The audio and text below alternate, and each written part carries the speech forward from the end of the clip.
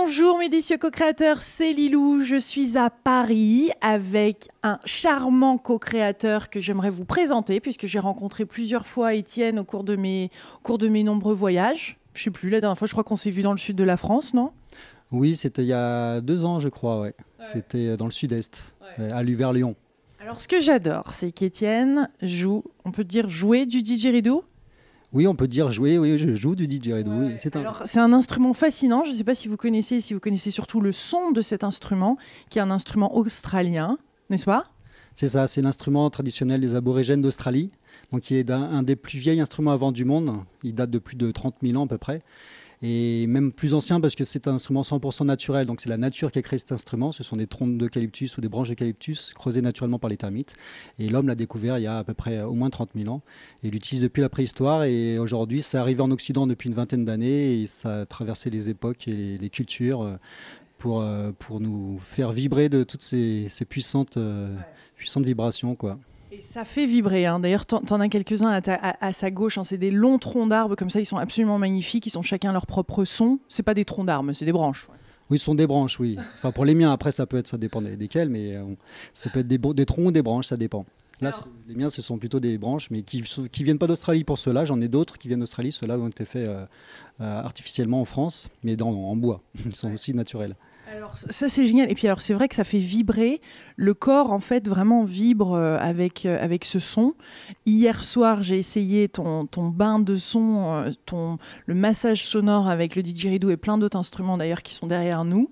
On l'a fait dans cet espace, un voyage de presque 2 heures, 1h30, 2 heures où il se passe plein de choses. C'est difficile à décrire, en tout cas c'est le didgeridoo et le tambour pour ma part me font complètement voyager, j'adore.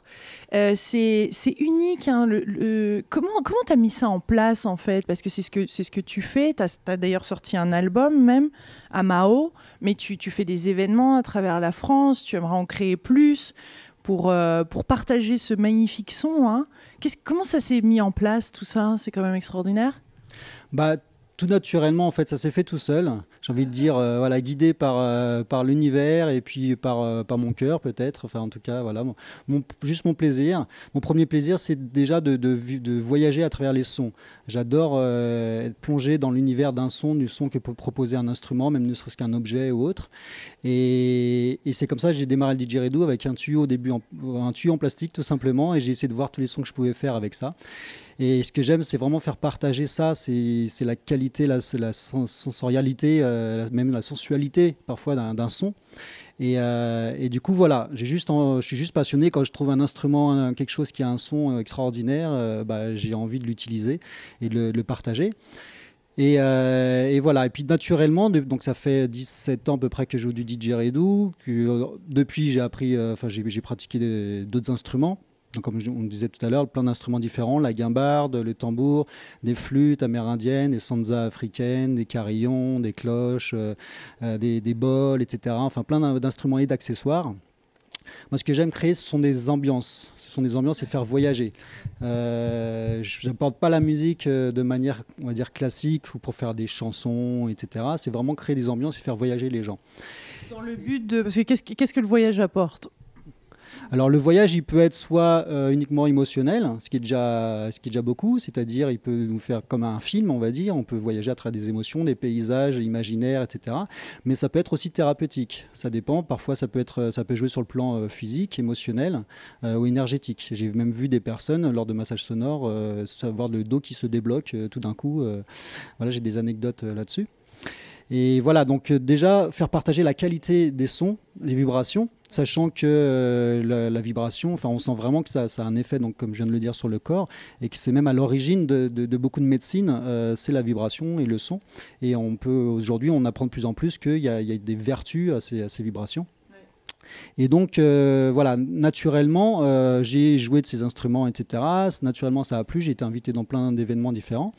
Et il y a bientôt 5 ans, lors d'un réveillon yoga qu'on avait fait avec des amis à Paris, après avoir fait toute une longue séance de yoga et d'avoir mangé à minuit pour le réveillon, après, je me suis dit, tout le monde commençait à s'endormir. Je me suis dit, non, moi j'ai pris des instruments, j'ai pas envie d'aller me coucher à 1h du matin. Donc j'ai commencé à jouer dans la salle de yoga. Et puis après, j'ai ma coéquipière qui m'a rejoint, qui a commencé à jouer. Puis les gens ont commencé à danser, à écouter, à prendre d'autres instruments. Et il s'est passé quelque chose d'absolument magique. On s'est mis à guider naturellement toute une sorte de cérémonie co-créative qui s'est mise en place toute seule et qui était très, très, très puissante. On a voyagé à travers plein de sons, plein d'ambiances. Et à la suite de ce réveillon, on s'est dit « Waouh, ça c'est génial, il faut l'organiser ». Et depuis, on a commencé à l'organiser. Et voilà, maintenant, ça fait 5 ans qu'on organise ça. Ce sont des soirées qui s'appellent Alma Jam, A-L-M-A-J-A-M, en 2 mots, Alma-Jam. Toute la France, mais le monde entier, hein, on va élargir. Oui. Surtout le sud, toi tu es dans le sud. Voilà, potentiellement dans toute la France. À la base, on est de Paris. Ça fait donc bientôt 5 ans qu'on en fait régulièrement. Maintenant, on a déménagé dans le sud de Toulouse. Donc notre objectif, c'est d'en faire aussi dans le sud-ouest. Mais après, on peut en faire partout. Là, partout, on est invité. Partout, il y a des gens qui peuvent avoir aussi un réseau pour organiser ça. Donc voilà, moi je suis assez nomade entre Paris et le sud, je suis presque aussi souvent à Paris que dans le sud, donc puis je me déplace beaucoup, donc ça peut se faire partout. Voilà. Et du coup on organise ça régulièrement, tous les 3 mois à peu près. Maintenant ça plaît beaucoup, on en fait à chaque fois pour le réveillon, parce que le réveillon c'est aussi notre anniversaire, donc là on va en faire une pour le 31 décembre, ce sera nos 5 ans. Et donc voilà, soirée Alma Jam, et voilà, les gens pourront aller voir le site internet alma-jam.com. Ça donne une idée, il y a des vidéos qui présentent le concept et des vidéos d'anciennes soirées, ça donne une idée du principe. Ouais. Mais là c'est la même chose, enfin, c'est toujours ces mêmes instruments, ce même univers, ces rythmes. Je suppose qu'à chaque fois ça change en fonction des gens qui sont là, mais le principe est le même, que ce soit en séance individuelle, que si on est en massage, en bain sonore ou en un événement, en fait, c'est le même principe. Alors les instruments, l'esprit on va dire est le même dans le sens où ce sont des instruments acoustiques, naturels, donc moi j'utilise tous les instruments dont je viens de parler. La coéquipière avec qui je fais ça, elle joue plein de flûtes différentes, elle s'appelle Coriam, elle joue plein de flûtes différentes et elle chante. Elle utilise aussi le tambour, d'autres accessoires. Et après, surtout, on invite des musiciens. Donc à chaque fois, c'est les musiciens invités qui changent, ne sont jamais les mêmes. Et surtout, tout est basé sur l'improvisation. Donc ce ne sera jamais 2 fois la même chose, parce que ça va être un voyage musical qui va durer pareil, 1h30, 2 heures, improvisé, qu'on guide, qu'on propose. Et le public peut participer. On met des instruments à disposition, des shakers, des tambourins, des claves, etc. Les gens peuvent se servir naturellement sur un tapis. Et tout le monde peut danser, chanter, etc. L'idée, c'est de dissoudre la frontière entre les artistes et les spectateurs. L'idée, c'est de montrer que chacun peut créer, même juste avec un petit shaker qui fait tch, tch, tch, tch. Rien que le fait de participer à la co-création, déjà, ça apporte quelque chose. Ça se fait beaucoup, ça. J'ai découvert ça à Hawaï, moi, il y a plusieurs années avec Elijah, qui est comme toi, qui a juste partagé le son, et c'était fantastique. On a fait ça, on était très très très nombreux, et tout le monde vivait son expérience, et en même temps c'était une expérience collective mais aussi personnelle. Voilà, c'est ça, c'est un voyage intérieur et collectif, effectivement. C'est comment se relier à soi et aux autres. Dans l'harmonie en fait. Donc c'est vrai que c'est ça qui est intéressant, c'est comment être tous ensemble, sentir qu'on est ensemble, on est reliés, on crée ensemble. Si on veut se mettre à l'écart, on peut aussi juste être spectateur, et si on veut participer, on peut participer, c'est libre. L'idée c'est de créer un espace d'expression libre sans jugement. Et voilà, et que du coup chacun peut se mettre à danser, à chanter, et même parfois se révéler. Il y a des gens qui n'ont jamais chanté de leur vie et qui là se révèlent.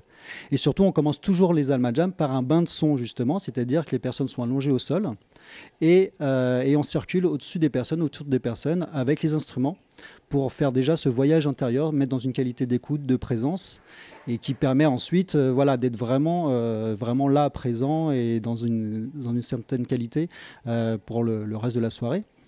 Donc donc le massage sonore, enfin le bain de son qu'on fait collectivement, je le fais aussi individuellement, parce que dans ce cas-là, j'appelle plutôt ça un massage sonore, comme tu as pu l'expérimenter hier soir. Donc le principe du massage sonore, c'est que la personne est allongée et je lui fais vivre un voyage musical, sonore, vibratoire pendant 1h30, 2 heures. Probablement multidimensionnel. Et multidimensionnel, ça c'est clair, parce que l'esprit ne reste pas, l'esprit part, voyage ou pas, mais en tout cas il y a plusieurs dimensions effectivement. Quel est ton souhait pour la planète, pour ce que l'humain est en train de vivre en ce moment? Comment tu vois les choses?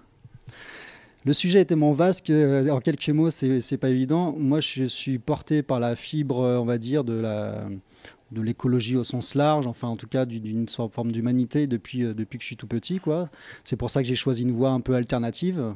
Je suis sorti un peu des rangs parce que voilà. Tu avais fait des études d'architecte d'intérieur, non, ou de... J'ai fait des études de design. Je suis designer mobilier, architecte d'intérieur, graphiste à la base. Alors c'est pas forcément contradictoire avec ce que je fais parce que j'ai choisi de m'orienter vers ce qui est éco-design.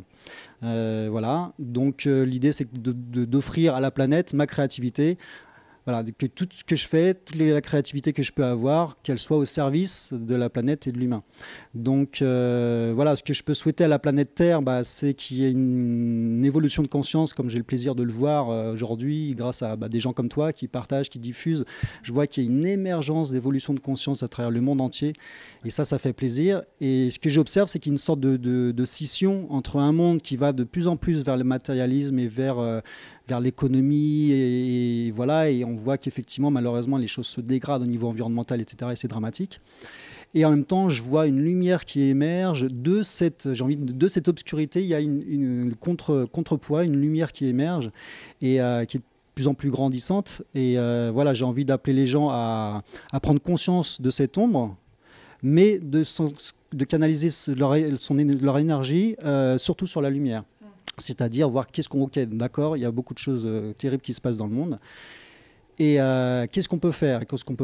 Soit on s'alarme, soit on se bouge, soit on crée, et dans la joie. Et je crois beaucoup à la force de l'esprit, la création, voilà, de la pensée et à la loi de l'attraction, etc. Donc si on se canalise sur des choses positives, je pense qu'on va attirer ça et on va immerger des choses lumineuse, quoi.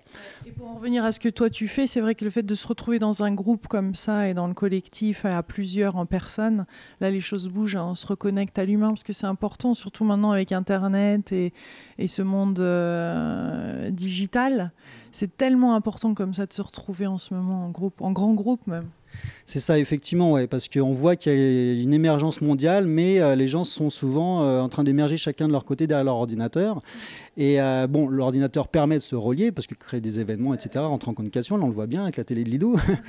Mais effectivement, c'est bien d'être en contact et de se regrouper. Et lors de ces soirées, donc Alma Jam, c'est juste, on célèbre la joie d'être ensemble, de co-créer et de se rencontrer et de s'apercevoir qu'on n'est pas tout seul et de faire partie à un mouvement d'évolution tous ensemble. Se rencontrer, parce que des fois, rien qu'une rencontre comme ça, on peut retrouver d'autres personnes qui sont un peu dans cette même vibration et paf, un nouveau projet démarre. C'est ça, c'est comme les instruments, on résonne par sympathie. C'est que quand on résonne une vibration, on attire des gens dans des vibrations similaires, quoi. Ouais. Donc effectivement, il y a beaucoup de rencontres qui se font, il y a même parfois des couples qui se forment. Bon, c'est pas l'objectif principal, mais ça se fait, donc c'est beau, quoi. Et aussi de l'amour qui se crée. C'est important, ça. C'est important aussi.